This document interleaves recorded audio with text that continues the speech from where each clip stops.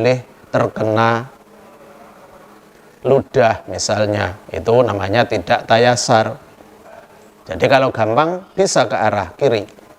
Wa illa lamun ora tayasaro fatahta qadamihi mongko ing dalem ngesor-ngesori delamaane musolli al yusra kang kiwa apa qadam. Ini yang paling terakhir. Ke arah kiri tidak bisa, baru ke arah bawah sebelah kiri. Jadi dekat dengan telapak kaki yang sebelah kiri. Dan ini boleh dilakukan apabila tidak di dalam masjid. Jadi hukum makruh dilakukan apabila tidak di dalam masjid. Kalau meludahnya di dalam masjid sudah pasti itu hukumnya haram. Jadi tidak boleh, apakah ke arah depan atau ke belakang atau ke kiri ke kanan sama saja semua, karena bisa menimbulkan kotornya masjid. Dan mengotori masjid hukumnya adalah haram. Wa yahrumulan haram opal busoku ngidu fil masjidi ing dalam masjid ini tasola lamun tetemu apa busok bisain kelawan suci-wici min ajzaihi kang setengah saking piro-piro juse masjid. Jadi yang tidak diperbolehkan meludah di dalam masjid dengan hukum haram itu apabila mengenai bagian-bagian dari masjid, apakah itu lantai atau temboknya atau yang lain, yang penting bagian dari masjid apabila terkena ludah kita pada saat kita meludah, maka hukumnya adalah yahrumu. Ini yang harus dijaga benar-benar, karena haram bagaimanapun juga tetap dihukumi haram.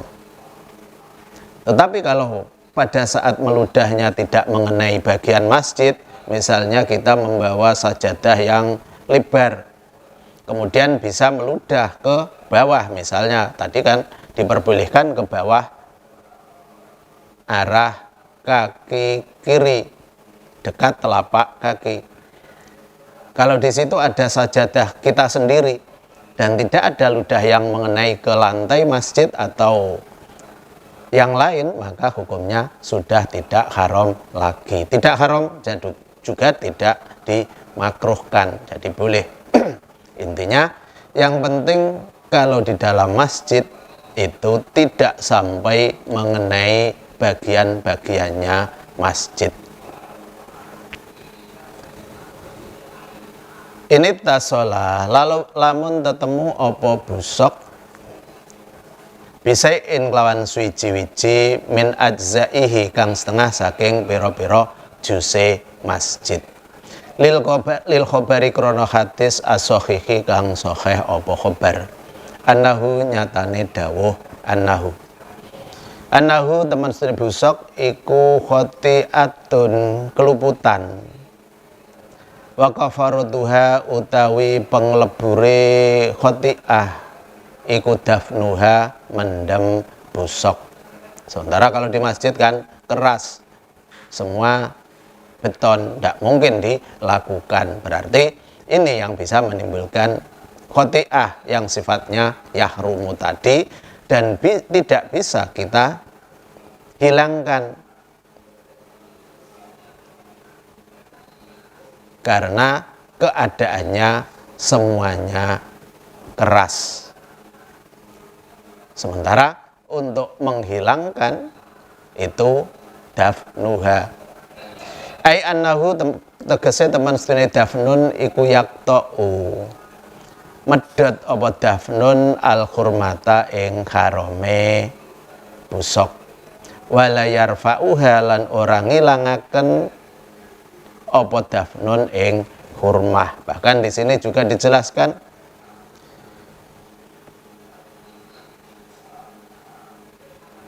cara menghilangkannya tadi bukan berarti menghilangkan keharuman yang telah terjadi dari awal, tidak, tapi hanya yaqta'u, hanya memutus. Seandainya kita meludah 1 jam sampai sekarang misalnya, maka dari 1 jam sampai sekarang itu hukumnya haram. Dan apabila itu sudah ditutup, dibersihkan misalnya, maka hukumnya sudah terputus dari keharaman. Haram yang tadi masih tetap, tidak bisa hilang. Makanya ini keharaman yang tidak bisa dihilangkan walaupun sudah dibersihkan. Wala yarfa'uha. Wa yukrahu lan den makruhaken apa ayat doa nyento nyeleh sapa musolli yadahu ing tangane musolli al yumna kang tengen apa yat awil yusra utawa kang kiwa apa yat ala khasiratihi ing atase lempenge musolli. Kemudian kemakruhan yang lain adalah pada saat kita sholat itu dilarang untuk meletakkan tangan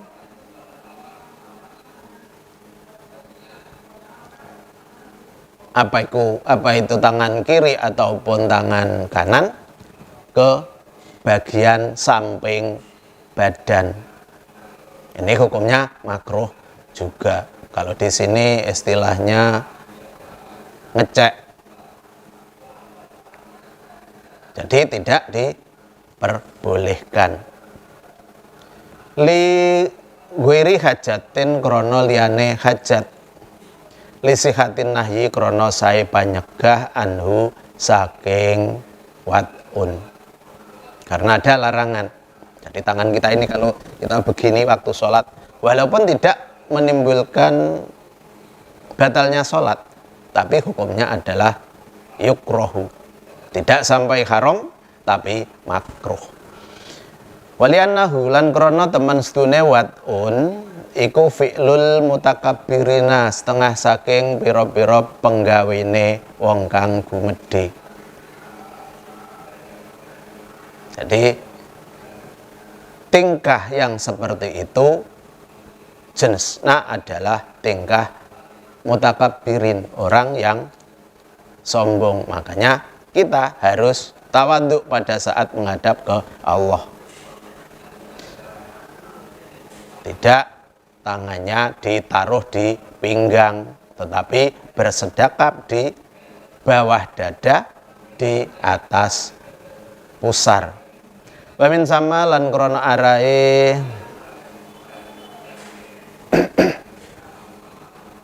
li'annahu fi'lul mutakabbirin. Jadi fi'lul mutakabbirin lama hubito semangsane den turunaken sapa iblisu iblis minal jannati saking swarga. Kana mongko ana apa iblis iku kadzalika kaya mengkono-mengkono ayadahu ala khasiratihi. Bahkan di sini juga dijelaskan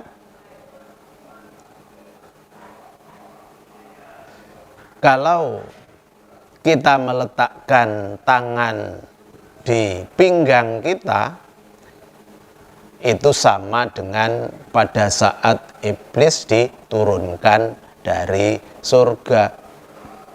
Makanya dikatakan fi'lul mutakabbirin. Iblis juga melaksanakan seperti itu. Orang-orang yang sombong mutakabbirin juga demikian. Jadi dihindarkan apakah itu pada saat sholat ataupun tidak. Janganlah kita meletakkan di atas pinggang. Wawarot dalan tumeka apa annahu teman satuhune watun. Kemudian juga ada keterangan yang lain yang menunjukkan bahwa orang yang meletakkan tangan di atas pinggang iku rohatu ahli nari, ngasone ahli neraka, istirahatnya ahli neraka. Jadi kalau kita waktu istirahat